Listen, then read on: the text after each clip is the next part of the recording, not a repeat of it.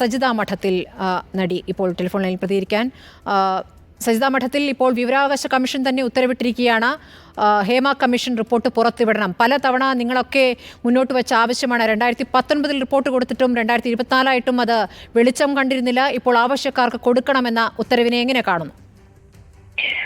ഇത് വളരെ സ്വാഗതാർഹമായുള്ള കാര്യമാണ്. ഭയങ്കര സന്തോഷം ഉണ്ടാക്കുന്നുണ്ട്. കാരണം നമ്മൾ ഒരിക്കലും ഇനി അത് പുറത്തു വരും എന്ന് പ്രതീക്ഷിച്ചിട്ടുണ്ടായിരുന്നില്ല.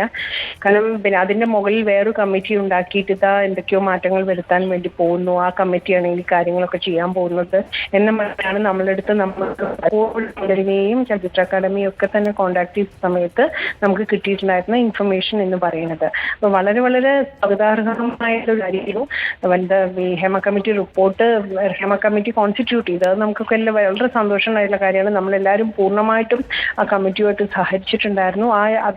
ആ കമ്മിറ്റി മുന്നോട്ട് വെക്കാൻ പോകുന്ന ടെക്സ്റ്റ് തീർച്ചയായിട്ടും ഇൻഡസ്ട്രിയിൽ ഗൗരവമായിട്ടുള്ള മാറ്റങ്ങൾ വരുത്തും എന്ന് നമ്മൾ പ്രതീക്ഷിക്കുകയും ചെയ്തിട്ടുണ്ടായിരുന്നു.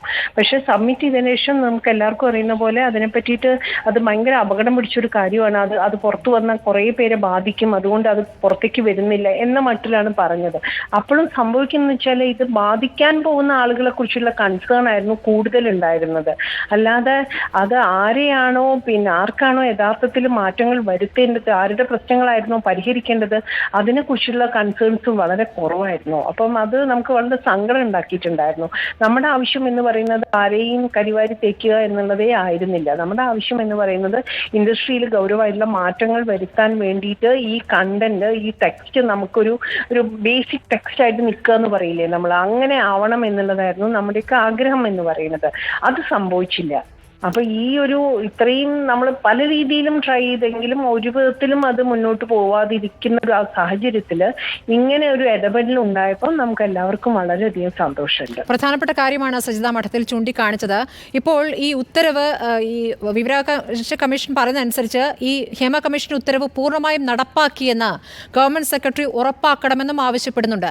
അപ്പോൾ ഈ റിപ്പോർട്ട് സമർപ്പിച്ച ശേഷം സിനിമാ മേഖലയിൽ എന്തെങ്കിലും ഒരു മാറ്റം സജിത മഠത്തിൽ ഫീൽ ചെയ്തിട്ടുണ്ടോ?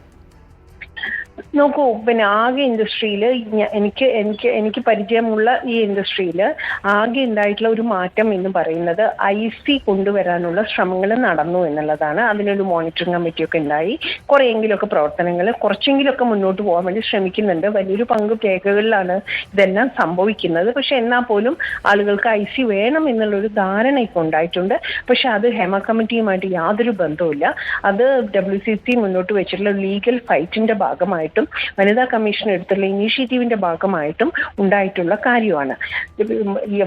ഹേമ കമ്മിറ്റി മുന്നോട്ട് വെച്ചിട്ടുള്ള നിർദ്ദേശങ്ങൾ എന്ന് പറഞ്ഞ് ഞങ്ങൾക്ക് കിട്ടിയിട്ടുള്ള നിർദ്ദേശങ്ങളെല്ലാം തന്നെ 2017 ഞങ്ങൾ മുഖ്യമന്ത്രിയെ കാണാൻ വേണ്ടി പോയ സമയത്ത് ഇന്നതൊക്കെയാണ് നമ്മുടെ ആവശ്യങ്ങൾ എന്ന് പറഞ്ഞ് ഞങ്ങൾ തന്നെ കൊടുത്തിട്ടുള്ള കാര്യങ്ങൾ തന്നെയാണ് തിരിച്ച് ഹേമ കമ്മിറ്റി റിപ്പോർട്ട് എന്നുള്ള നിലയ്ക്ക്, റിപ്പോർട്ട് നല്ല റെക്കമെൻഡേഷൻ എന്നുള്ള നിലയ്ക്ക് നമുക്ക് കിട്ടിയിട്ടുള്ളത്. അപ്പൊ അതൊക്കെ പരിഹരിക്കപ്പെട്ടു എന്ന് ചോദിച്ചിട്ടുണ്ടെങ്കിൽ ഗൗരവമായിട്ട് ഒന്നും പരിഹരിച്ചതായിട്ടോ ഒരു വിലയിരുത്തലെങ്കിലും ഉണ്ടാവണമല്ലോ, എന്നാലേ നമുക്ക് അറിയാൻ പറ്റുള്ളൂ എന്തെല്ലാം നടന്നു എന്നുള്ളത്. സാധാരണ അതിന്റെ അകത്ത് പണിയെടുക്കുന്ന ഒരു സ്ത്രീ എന്നുള്ള നിലയ്ക്ക് എനിക്ക് വലിയ മാറ്റങ്ങളൊന്നും കാണുന്നില്ല. വല്ല മാറ്റങ്ങളും ഉണ്ടായിട്ടുണ്ടെങ്കിൽ കഴിഞ്ഞ 2017 ശേഷം WCC പോലുള്ള ഒരു ഓർഗനൈസേഷൻ വരികയും അതിനുശേഷം എല്ലാ ഫിലിം ഫെറ്റേണിറ്റിയും എല്ലാ ഓർഗനൈസേഷനും ഗൗരവമായിട്ട് അവരുടെ ഓർഗനൈസേഷന്റെ അകത്ത് വരുത്താൻ ശ്രമിക്കുന്ന ചില മാറ്റങ്ങളുമുണ്ട്. ആ മാറ്റങ്ങളെല്ലാം കൂടി ചേർന്നിട്ടുള്ള ചില വ്യത്യാസങ്ങൾ ഉണ്ടായി എന്നുള്ള നിലയ്ക്കല്ലാതെ ഗവൺമെന്റിന്റെ ഭാഗത്തു നിന്നുള്ള ഇനീഷ്യേറ്റീവിന്റെ ഭാഗമായിട്ട് എന്താണ് ഉണ്ടായത് എന്നുള്ളത് ഒന്ന് ഗൗരവമായിട്ട് പഠിക്കേണ്ടതുണ്ട് എന്നാണ് എനിക്ക് തോന്നുന്നത്. ഈ പ്രതികരിക്കുന്നവർക്ക് അപ്രഖ്യാപിത വിലക്ക് ഇതിൽ പറഞ്ഞൊരു പ്രധാനപ്പെട്ട ഒരു പരാതിയാണ്. അതിപ്പോഴും തുടരുന്നുണ്ടല്ലോ അല്ലേ?